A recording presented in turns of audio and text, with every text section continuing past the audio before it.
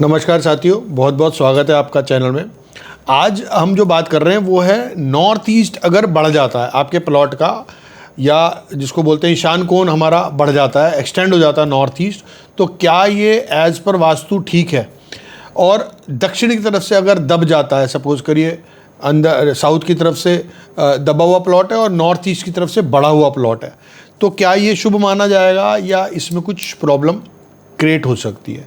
आज इसी टॉपिक पे बात करेंगे कि नॉर्थ ईस्ट का बड़ा होना और साउथ का दबा होना क्या ठीक है।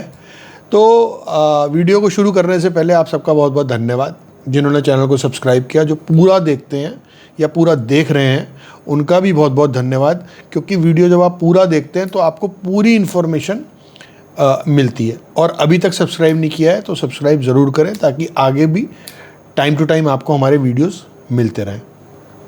तो स्टार्ट करते हैं आज के टॉपिक को कि अगर सपोज करिए कोई प्लॉट है और वो प्लॉट नॉर्थ ईस्ट की तरफ से बढ़ा हुआ है, यानी कि एक्सटेंडेड प्लॉट है, उसका ईशान कोण जो है वो बढ़ा हुआ है, यानी कि और ईस्ट का वो फेसिंग उसको मान लीजिए, तो और साउथ की तरफ से वो प्लॉट थोड़ा सा दबा हुआ है। बट ऑब्वियस है वो दबी जाएगा, जब दबा हुआ होगा तो नॉर्थ ईस्ट बढ़ा हुआ दिखाई देगा।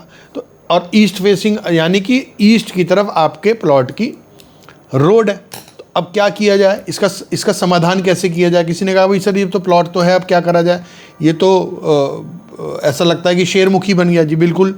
अब जब नॉर्थ ईस्ट आगे से बढ़ गया और साउथ की तरफ दबा हुआ है तो वो प्लॉट जो है वो थोड़ा सा शेरमुखी हो गया। शेरमुखी क्या होता है, जो आगे से बड़ा होता है, यानी कि जिसका फ्रंट चौड़ा होता है और जिसका पीछे का जो प्लॉट का बाउंड्री होती है वो कंपैरिजन में छोटी होती है फ्रंट के कारण। सपोज करिए आगे फ्रंट 30 फीट का है और बैक साइड जो है उस प्लॉट की 20 फुट हो जाती है, तो वो शेरमुखी प्लॉट हो जाता है। अब शेरमुखी प्लॉट जो होता है वो बिजनेस के लिए, दुकान के लिए, शोरूम के लिए बहुत अच्छा होता है, रेजिडेंस के लिए उसको ठीक नहीं मानते। तो अब ये प्रॉब्लम है, तो प्लॉट है तो क्या करें सर, इसका समाधान बताइए। इसका सीधा सा समाधान ये है कि आप अपने प्लॉट की नपाई करिए और जो नॉर्थ ईस्ट का हिस्सा है उसको आप अलग कर दीजिए अपनी कंस्ट्रक्टेड प्रॉपर्टी से। ध्यान से सुनिए, अगर नॉर्थ ईस्ट बढ़ा हुआ है और ईस्ट की तरफ फेसिंग प्लॉट है, बहुत बढ़िया। नॉर्थ ईस्ट बढ़ा हुआ वो भी बहुत बढ़िया, और ईस्ट की तरफ की फेसिंग जो है वो भी बहुत बढ़िया। दोनों चीज़ एकदम एज पर वास्तु ऑस्पिशियस हैं, शुभ हैं। अब इसमें क्या हो रहा है कि वो जब साउथ उसका दब गया तो वो शेरमुखी में कन्वर्ट हो रहा है। शेरमुखी ठीक नहीं है as per vastu for residential purposes. तो आप क्या करिए, उस प्लॉट को आप ऐसे कंस्ट्रक्ट करिए, ऐसे उसकी नपाई करिए, ऐसे उसके अंदर कंस्ट्रक्शन करिए या नींव खोदिए, या उसकी जो डिज़ाइनिंग है आप उसको ऐसे करिए जो नॉर्थ ईस्ट का जो हिस्सा है वो उसका अलग हो जाए। यानी कि आपको उस प्रॉपर्टी के अंदर, उस प्लॉट के अंदर आपको या तो रेक्टेंगल शेप में कंस्ट्रक्शन कर दीजिए।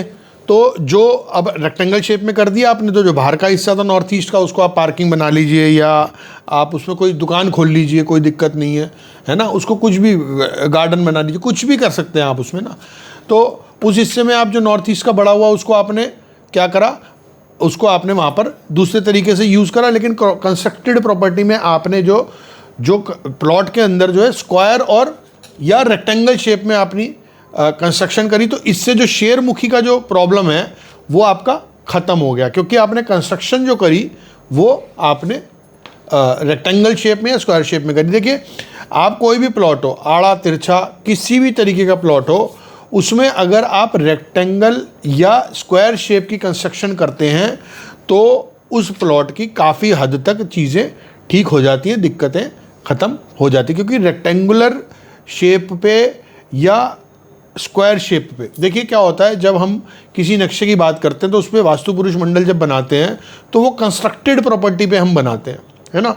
जो एरिया आपका कंस्ट्रक्शन हो रहा है उसके ऊपर वास्तु पुरुष मंडल हम ड्रॉ करते हैं। तो हम नक्शा ही ऐसा बनाएंगे कि जिसमें हमारा वास्तु पुरुष मंडल अच्छे से बनेगा और सारी चीज़ें एज पर वास्तु हम कर पाएंगे। तो ये चीज़ का आपको ध्यान रखना चाहिए कि अगर कभी भी कोई भी आड़ा तिरछा प्लॉट आपको मिल जाता है, या इस केस में जैसे था कि शेरमुखी था तो उसका जो बढ़ा हुआ हिस्सा था उसको हमने अलग करके रेक्टेंगल शेप में या स्क्वायर शेप में प्रॉपर्टी का कंस्ट्रक्शन कर दीजिए। और ईस्ट फेसिंग था प्लॉट तो बहुत ही अच्छा है। ऐसे अगर नॉर्थ फेसिंग आप बनाते हैं कंस्ट्रक्शन या मुख्य द्वार उसका नॉर्थ फेसिंग रखते हैं तो वो भी बहुत अच्छा है। तो आशा करते हैं कि ये वीडियो आपको बेनिफिट देगा, आपको समझ में आया होगा कि इस प्रॉब्लम को कैसे ख़त्म किया जाए।